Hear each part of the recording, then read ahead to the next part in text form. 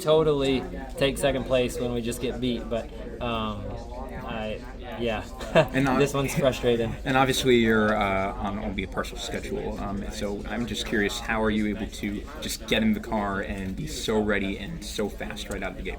Well, it's a lot of work. It's a lot of preparation, and I don't take it lightly, right? Like I'm very serious about the ones that I do run. I don't just hang out and just show up and jump in the car. Like I put in the work and prep so that I can be ready. But there's still a little bit of a learning curve every time I get back in the race car.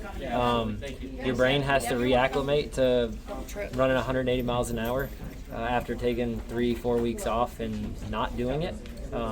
When you do it every week, it just is so natural to hop in the car and go. And so when you don't do it every week, there is a little bit of a reacclimation period in practice. The first 10 laps of practice, it takes me a little bit just to kind of start hitting my marks and getting a good feel for the car. But once I've run 10 laps in practice, I feel just like normal. How different were the track conditions with this being a July race? I don't know, because I've never run an Xfinity race in April, at least not recently, right? So the track certainly took a lot of rubber and got slick, which was awesome. I mean, I think that's fun. I love this racetrack, but I really love this racetrack when it gets slick like that and you're really hustling the car and sliding it around.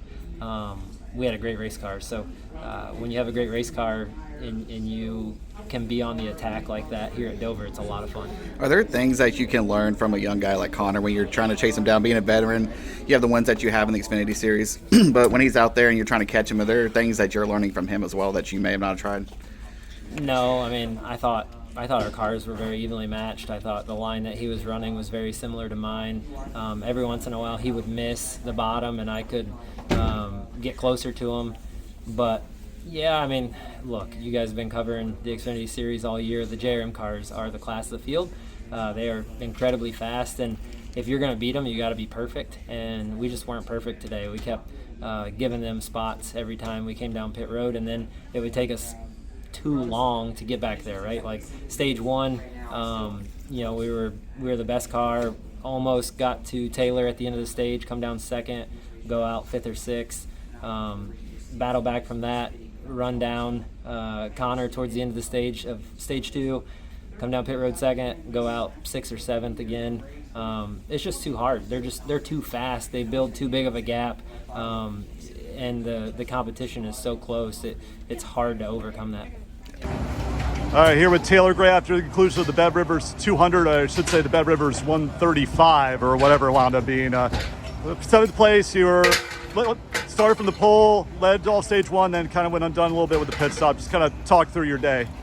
Yeah, I thought we had a really fast off-race GR Supra. I was really proud of everyone from Joe Gibbs Racing. Felt really, really good about our race car and clean air, and just needed to work on it just a little bit to make it a little better. And we had a hiccup on the pit stop. The hose gets stuck underneath the right rear tire and fell back to, I'm not sure where, mid-pack or so. I'm not sure where it was exactly at.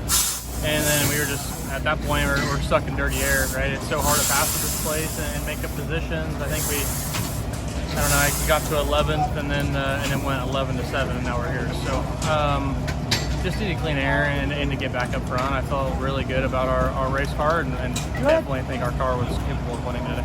Yeah, explain the difference between running the clean air in stage one versus the dirty air in stage two and beyond. Yeah, it just changes the complete balance of your car, right?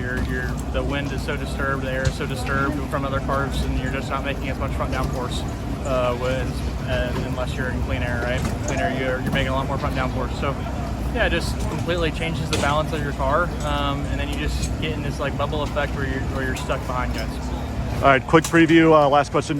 Looking ahead to Indianapolis next week. Yeah, definitely. I've never been there. It's a new challenge for me, but confident with the past success that Joe Gibbs Racing has there. All right, that's Taylor Gray, 7th place. Thanks for your time.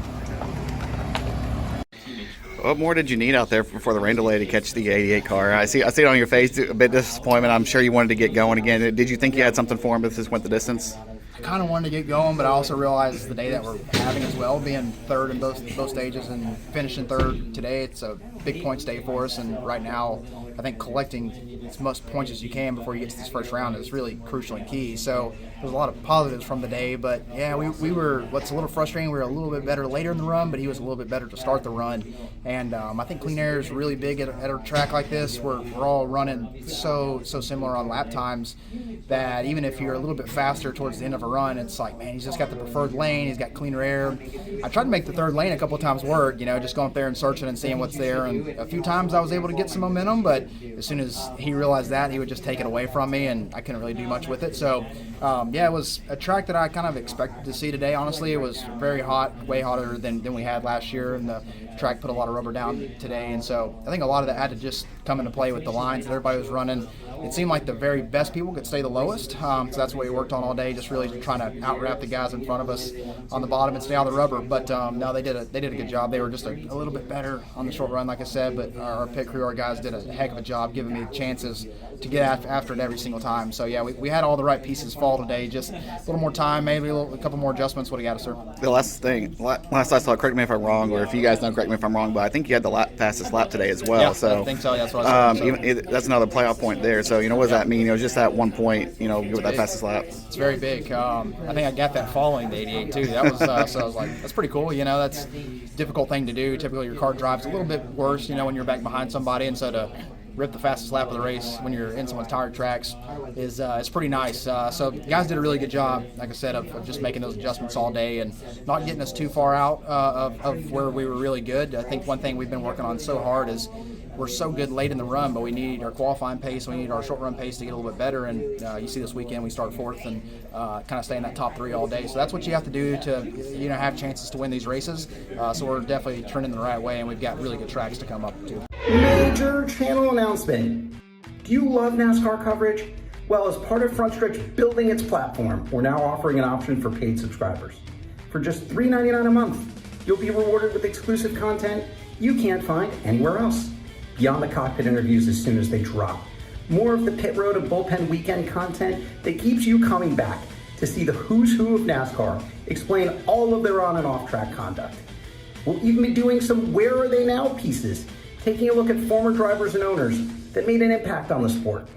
Want more direct contact with your favorite Frontstretch reporters? No problem. We'll give you a chance to communicate directly with monthly Q&As. Your questions are what drives us to find answers. That's why we're here.